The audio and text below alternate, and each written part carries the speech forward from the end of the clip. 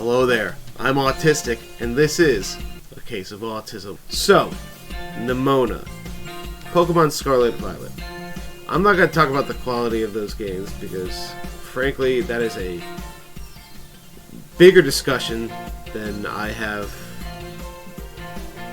I just don't care right now. I want to talk about this character, though, because this character is just wow. And I hear, like, no one outside of my friend group bringing this up, so I'm going to. Nimona is very clearly autistic coded. It's not outright explicitly mentioned anywhere that she's neurodivergent, but it's very clear with a lot of the things that they have her doing in the game. And I have 3 perfect examples as to why that is. Number 1, special interest. A very common thing for those with ASD is that they tend to be really hyperfixated on one or a few very specific things. Nemona only really cares about Pokemon battle. Now, you've probably seen the memes comparing her to, like, Goku or whatever. And there's a reason for that. Because all she cares about is fighting. That's all that's on her mind. She eats, breathes, and sleeps Pokemon battles. Like, that's all she cares about. I've mentioned before that anime characters in general tend to be pretty autistic coded because they fall into these simple cookie cutter mold shit things anyway. But with Nimona, there's a lot more to it than just that. Number 2, social incompetence. To emphasize the fact that she is very focused and interested in Pokemon battling, it has led to the impairment of her social skills.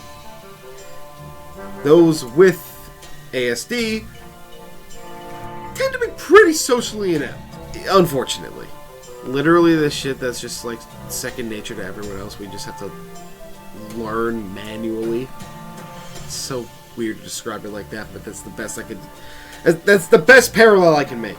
There have been instances in which Nemona will want to battle you, realize that it's inappropriate at the last minute, and then back out while trying to save her skin. And my god, is that relatable. It's kind of scary how accurate that is. Like, on top of that, she witnesses something kind of otherworldly and goes, wow, strong Pokemon here. And then it's just like, wow, that's a strong Pokemon. Let me fight it. And then everyone else is just like, bruh, do you not realize what's going on? And she just goes, oh, no, I didn't. What? But then, number 3, and the final biggest thing that ties her to her neurodivergency.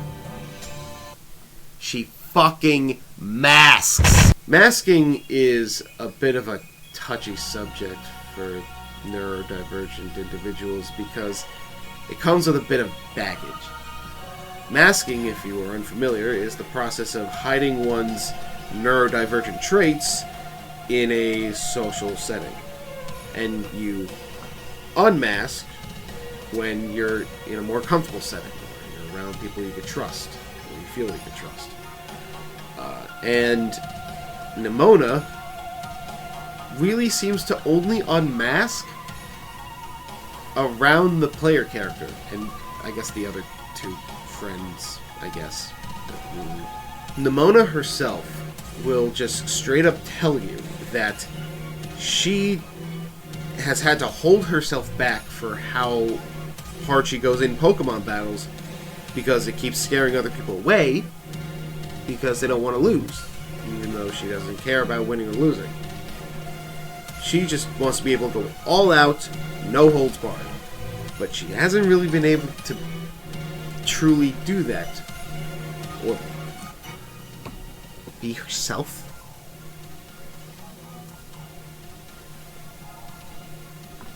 Until you come along, prove that you're able to surpass her in that regard, and yeah, all's good. She found someone she could truly be herself around. It's cute. Okay, so she exhibits traits and, how do I phrase this? Experiences of someone with autism. Now, that's cool and all. But is this a character that's, like, representing it, like, in a positive manner? Yes, actually, very much so, and here's why. Nimona is pretty much confirmed to be the strongest champion-ranked trainer in the region. Like, yeah, Gita's, like, top champion, but, like, even she admits that Nemona's stronger. On top of that, she's just a bundle of positive energy and just very fun and funny to be around. That energetic attitude is very infectious. Not to mention, she pretty much acts as a sort of mentor figure for you at the beginning of your journey, and pretty much supports you throughout the entirety of it. She is put into the role of the rival, which is predominantly one of the most important roles in any Pokemon game, or at least one that gets, like, a lot of attention. Like, a predominant amount of attention. I would say, other than the main character themselves, again, the rival gets the most amount of attention. The most fleshed out, the most screen time in general, and Nimona is no exception in that regard. While, yeah, she does share the spotlight with two other sort of rival characters, she still takes the part of the rival that takes the other starter you didn't. So, that gives her a little more prominence in the rival role. With all these factors in mind, it does not surprise me that Nimona has become a fan-favorite character. Not only is her character design just fucking amazing, but she herself is just a very fun and engaging character to be around. On top of being very clearly autistic coded, making it very positive representation.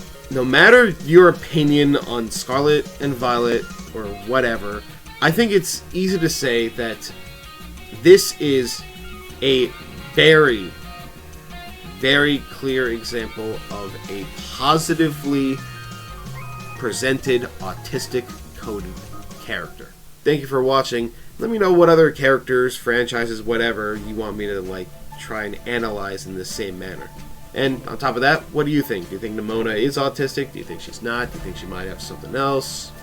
Am I just full of shit just to get attention and rack up on views for a game that definitely ran its course and is not as trendy as it was before?